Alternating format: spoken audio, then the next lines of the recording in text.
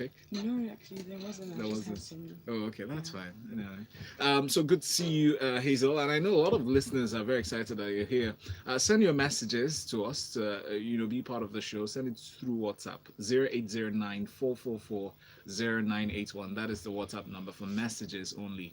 0809 444 0981. You can also tweet at us at Smooth981FM with the hashtag Business Express 981, and it will help you to know that we're streaming live on YouTube. So please subscribe. So Hazel, how did the stock market perform yesterday? The stock market closed positive actually was up by 0.11%. Mm, Um, Basically, there are still some bargain hunting in stocks like Nestle, GTB, UBA, FBN, and that pushed the market into positive territory. Month to date, however, the market is down by 6.7%, while yesterday it's down by about 11%. mm. All right, so we'll be talking about the half-year performances, financial performances. That is, we didn't include yesterday. Can we go through that first? Just a quick reminder here: if you're listening to Business Express, we always tell you, even as Hazel here is representing Sigma Pensions, Sigma Pensions does not give stock recommendations, and Hazel will be giving her thoughts about on the performance of the companies that are here. But let's look at their performances so far. Your thoughts? Um, okay, so what we have is Mm. the MTN Half-year half performance. year results. So Mm. basically, for them, revenue, I mean, was a good result. It was a solid result. Revenues were up by 12% year on year. Um, for the half year to 567 billion. This was largely on the back of double-digit growth in about 12% growth in its service revenue Mm. in the period, which was largely underpinned by growth in voice and data revenue, which were up by 11% and 32% respectively. Solid growth was also recorded in its smaller business segments, so fintech and digital revenues grew by 21 and 63% respectively. Okay. Voice revenue growth was primarily driven by a 6% increase in its subscriber base, while data sales growth was underpinned by increased number of smartphones on the network, Mm. increased data usage, and growth in its Mm. active data subscribers. Yeah, so I think, I mean, in general, it was a pretty solid result. It was, yeah. Hmm. We talked about it yesterday. A few people were optimistic. Some other people were quite excited at the rapid growth. And in the meantime, though, And there let's was also an interim dividend. yeah, Okay. exactly. Now, in the meantime, let's move on to telecoms. Right, to from telecoms to crude palm oil. Okumu, for instance, is next. How did they perform, Hazel? Um, so results were a bit weak, same as we saw in the first quarter. Um, okay, so in Q2 is typically Okomu's peak season. Mm. However, CPO sales for the period for Q2 came in 30% lower year on year at 3.6 billion, owing to weak global CPO prices. So Mm. CPO prices globally have been down by about 16% Mm. year on year, as well as the adverse impact of smokable palm oil from neighboring countries. Mm. On the other hand, we saw sales from its rubber exports rise. So sales from its rubber exports rose by so its rubber produce is exported solely, Okay. and that rose by 58% in the quarter to about 731 million. But overall, its overall revenue was down because CPO sales are the majority of its revenue. So Mm. overall revenues were down by 22% Mm. on a year-on-year basis to 4.3 billion in the quarter. Um, excuse me. Their gross profits. Despite the fact that due to the weaker CPU volumes in the Mm. period, cost Mm. of sales also dropped, Mm. and gross margins expanded by about 80 basis points. Due to ongoing expansion projects, overall operating expenses also printed higher, resulting in a 46% decline in Mm. operating profits in the period. Um, yeah, okay. Well, there was a little silver lining in terms of like its finance burden. So the finance cost for the company reduced from about reduced to 25 million from 125 million in same period last year. Mm. Um, Largely owing to Naira dollar stability in the period. Mm. Yeah, and Yes, but overall net income was down by 38% in the quarter. It's also worth highlighting that CPO prices are expected to firm, basically get stronger in the second half of the year. We already began to see CPO prices taken upwards in recent times. Mm. So basically, if we see sustained uptick in CPO prices, that'll be supportive of revenue performance for the rest of the year. Mm. However, we note continued issues with smuggled CPO from neighboring countries, which poses likely continued downward pressure on local CPO prices. Also, I think we had initially expected a lot of analysts had initially expected an additional 4,000 hectares of oil palm to mature in the second half of the year. However, management has guided to the fact that that should be coming in earlier next year. Okay. So yeah. So when Hazel keeps saying CPO, CPO, CPO, it means crude palm oil. Yeah. Because some other people will think it's more technical than that. Mhm. Yeah, it's crude palm oil. Thank you, Hazel. Now that we're looking at half-year performances for different areas and different companies, really, let's move up to Nestle. What your thoughts on Nestle? Because the half year of 2019 seemed to be fruitful.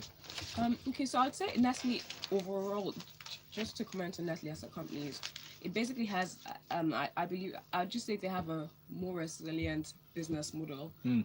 compared to the rest of, I mean, they're more mature company and also they just have a more resilient business model compared to the rest of the operate of their peers in the consumer goods sector. Mm. So they've been able to post some decent, I should say, strong earnings growth Mm. despite the weak Mm. consumer market environment. But before you go on, So I mean, their resilience, do you peg it to the number of years they spent in Nigeria, or maybe due to the fact that even with the number of years they spent, maybe they've made a lot of mistakes and they've learned from those? I'd say so, and Mm. as well, they basically have strong market share in a lot of in the categories in which they play in. Yes. So let me just go over it. So Yes. so compared to for instance, I think Unilever is also something we're going to Mm-hmm. look at. I can just even talk through both of them almost at the same time. So compared to Unilever, which had a lot more weaker results in the period. Yes. Leslie's results playing in that same space, in that same competitive space, was a lot stronger. Mm. So basically for Nestle in the second quarter, revenue was up by 5% to 71 billion, with growth largely driven by faster beverage sales, which grew by 10% year on year.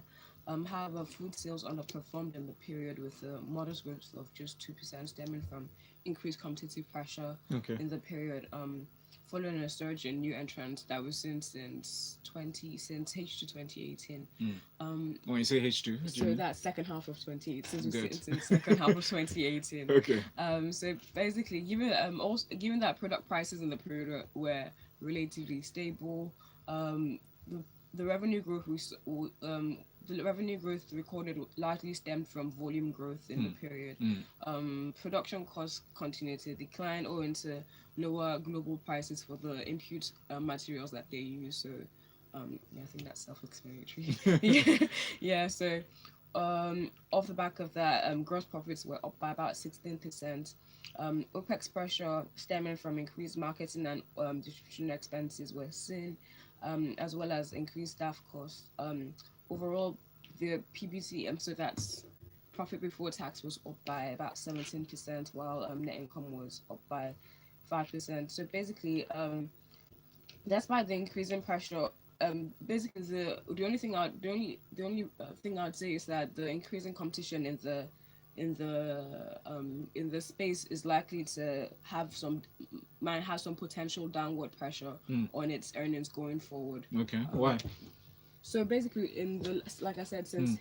since second half of 2018, That's H2, yes.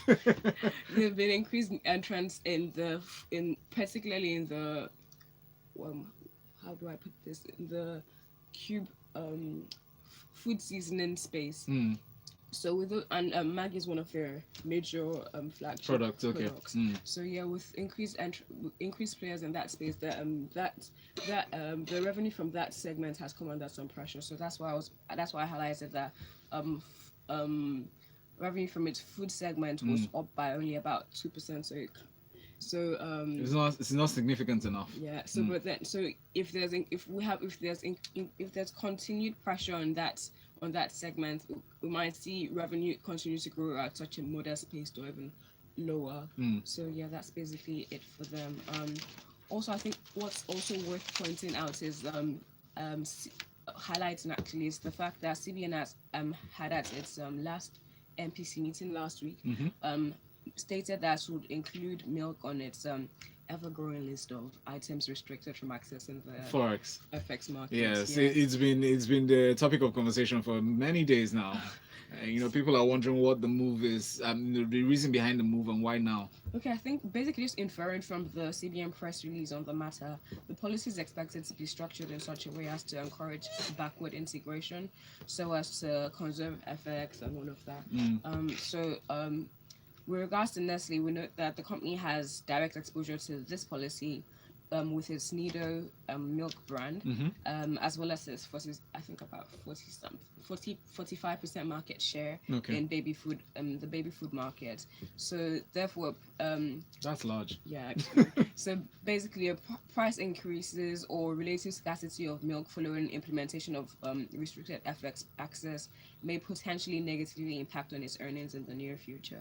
But I think it's most I think the main thing to take away from it is that it's most likely going to be done through a backward integration type plan, as we saw in sugar and the rest. So, yeah. Had those similar restrictions placed on them. But now that you're talking about milk, did you see Nonso Bikili's comments on what related incidents? He actually shared his thoughts on Business Day. The economist Nonso Bikili on the proposed FX restriction on milk products. He says just an excerpt from that. He said just an incentive to domestic manufacturers to produce more locally, straight out of the import substitution playbook. And he asks very important questions. Does this import substitution philosophy work?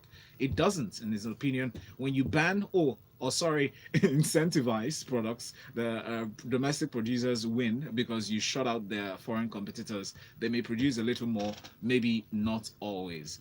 But finally, let's touch on FCMB, looking at the half-year performance. But just to gloss through it, we have a few messages, but then we take one of them here. This one is from Frank. Frank says, Nestle's resilience may be linked to their deep understanding of the market. Okay. Their proactive approach to consumers' needs is legendary with the dynamic product packaging. Frank, do you share the same sentiments? Yeah. You do? I think we agree with that. Yeah, it's okay. All right, so Hazel is going to be here as often as she can. Hazel, thank you very much for sharing your thoughts on the half-year performances of these companies that we x-rayed on the show. Hazel is from Sigma Pensions. Hazel, is your Twitter active now? Yeah, I think at Hazel Heidemer. You think? Yes, it is. It absolutely is. At Hazel Heidemer.